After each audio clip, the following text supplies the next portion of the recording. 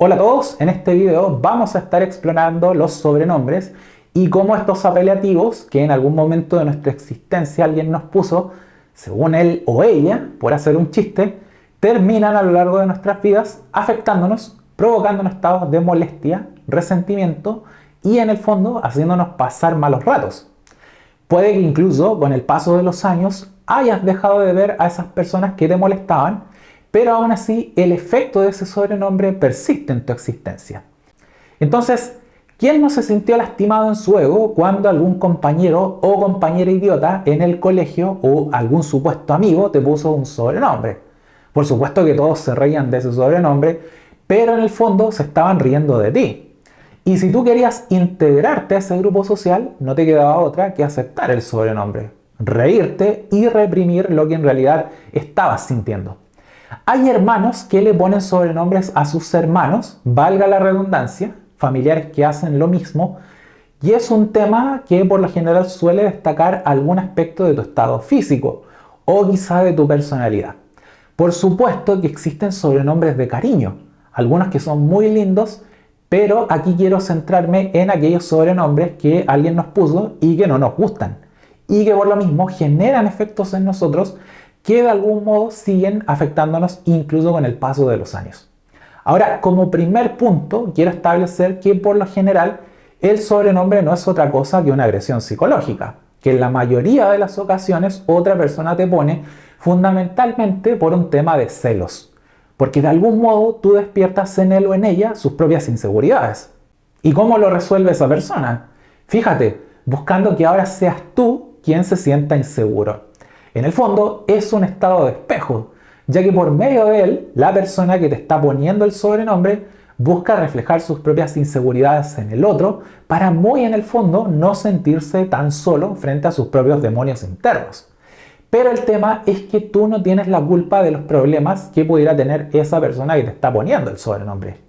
Ahora, el punto 2 que quiero destacar es que además de lo anterior, el sobrenombre muchas veces es promovido por la propia sociedad en la que vives.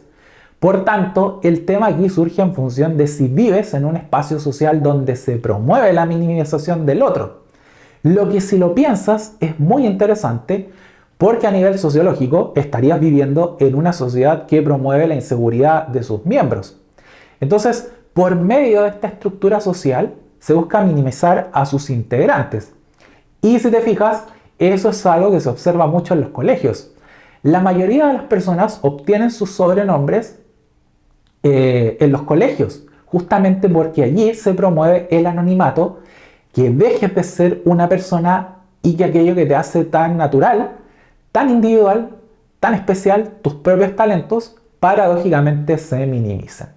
En esos lugares donde se promueven los sobrenombres a nivel social, se busca que en el fondo no seas tú, sino que seas una máscara de tu propia personalidad. Por tanto, hablamos de una sociedad temerosa de sus propios integrantes.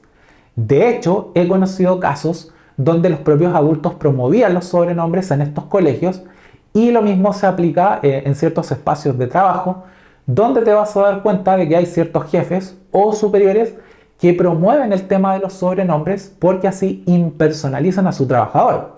Ya no están lidiando con un ser humano, con sentimientos, con un pasado, con una familia, para efectos del maltrato que le dispensan a los demás, sino que están lidiando con una máscara, en el fondo con el sobrenombre. Entonces, a partir de allí, intentemos explicar por qué hay personas que necesitan estar poniéndole sobrenombres a otros, ya que en el fondo el que pone sobrenombres claramente es una persona con problemas serios, ya que reafirma su propia identidad, fíjate, por medio de minimizar a los demás. Y eso era lo que con toda seguridad le ocurría a la persona que te puso algún sobrenombre, que particularmente fuera muy hiriente para ti. En la práctica, es muy probable que esa persona haya vivido en un entorno donde los sobrenombres eran la forma de reconocimiento. Él o ella ponía sobrenombres porque a su vez le habían puesto sobrenombres con toda seguridad en su casa como un modo de minimizarlo. Por eso, por lo general, no es que todos andemos poniendo sobrenombres, pero casi siempre te vas a encontrar con que existe un sujeto que es el que promueve esa dinámica socioemocional como un modo de sacarse sus propias frustraciones. Ahora, si a eso le sumas lo que te decía al principio, en el sentido de que la sociedad, mientras más impersonalizada sea, más va a promover eso como algo positivo, estás en un lugar donde tu espíritu, tu psiquis, se va a exponer a ser minimizada. Nuestra alma, para engrandecerse, necesita vivir en compañía de personas que nos estimulen hacia la grandeza. Pero ¿qué ocurre si por muchos años has vivido en compañía de personas que en cada uno de los días de tu vida lastiman tu ego por medio de los sobrenombres? Para una niña o un niño que se pasa los primeros años de su existencia en un entorno donde se promueve esto, es un golpe muy fuerte a su propia autoconfianza. Porque es como si le estuvieran diciendo en cada uno de los días de su vida, tú eres alguien malo, tú eres alguien horrible por ser quien eres, por tener el estado físico que tienes o algún rasgo de tu personalidad que es muy tuyo. A veces incluso te comparan con personajes famosos, personajes que poseen alguna característica negativa.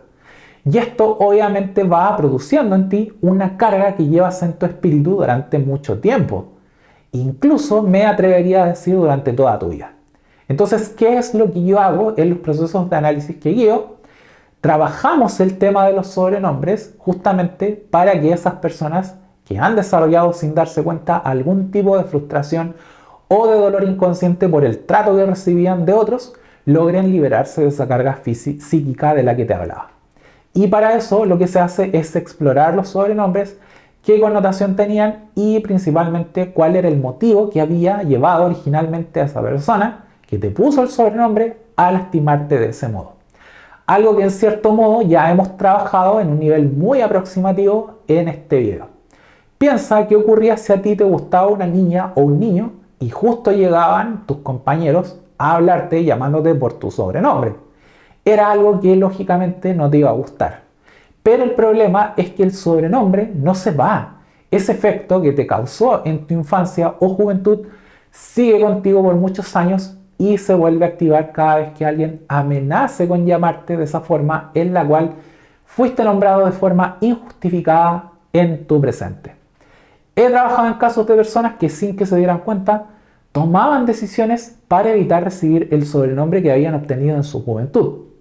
Si te fijas, esto es muy complicado porque en un caso como este no es que nadie vaya a ponerte un sobrenombre cuando tú ya eres adulto, pero esa amenaza que existe en tu inconsciente muchas veces te lleva a tomar decisiones que son nefastas para ti.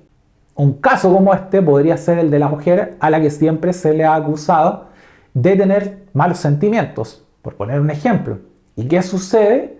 En un caso como este, esa mujer se obliga a estar en una relación de pareja, por ejemplo, con alguien a quien en realidad no amaba, justamente como un modo de evitar volver a sufrir porque otros la califiquen por medio de un sobrenombre, que fue lo que experimentó en su infancia. Como ves, este caso, el de los sobrenombres, es uno muy complejo. Por lo mismo, ya sabes que si quieres trabajar conmigo un tema como este o cualquier otro, por medio de sesiones de análisis más personalizadas en mi consulta a través de Meet, no dudes en contactarme al correo electrónico que dejo aquí abajo. Que estés bien. Bye.